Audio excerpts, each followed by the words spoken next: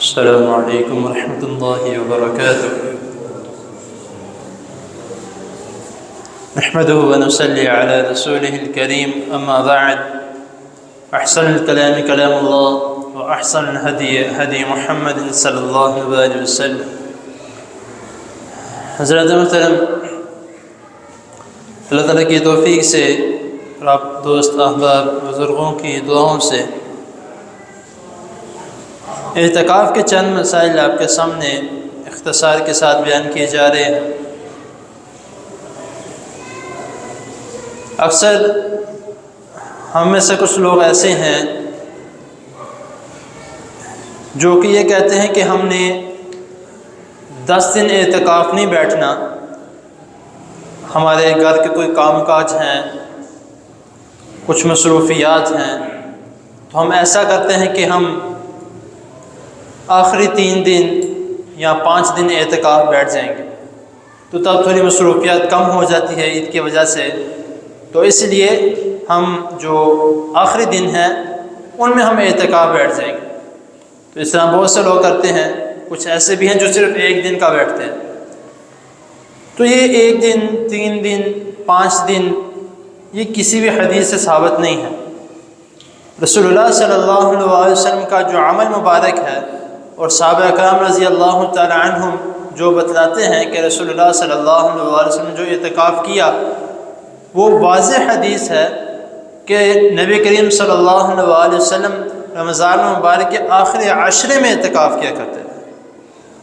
اگر ہم یہ کہتے ہیں کہ آخری دنوں میں، تو شاید ادھر یہ الفاظ ہوتے کہ آخری عشرے کے چند دن اعتکاف بیٹھا کرتے تھے، ادھر اس طرح کے الفاظ نہیں ہیں، ادھر باقاعدہ الفاظ ہیں آخری عشرے میں۔ آپ خود بھی جا کے دیکھ لیجئے، صحیح بخاری کی حدیث ہے، حدیث نمبر 2025 میں، تو اس میں جو ہے لفظ عشرے کا ہے، یعنی 10 دن کا اعتکاف ہے۔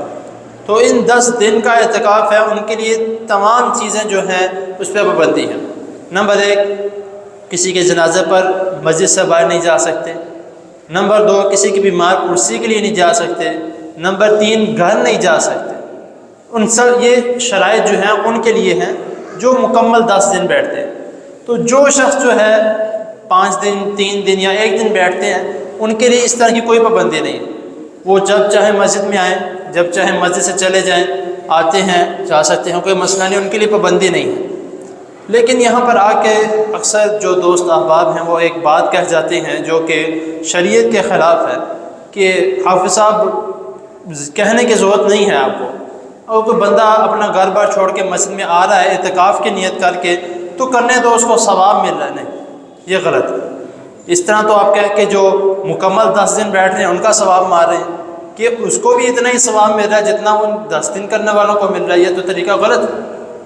تو اسی لیے جو احادیث اور جو طریقہ رسول اللہ صلی اللہ علیہ وسلم نے ہمیں کر کے دکھایا ہے، مکمل اسی طرح کریں گے تو ہمیں انشاءاللہ تعالی ثواب ملے گا۔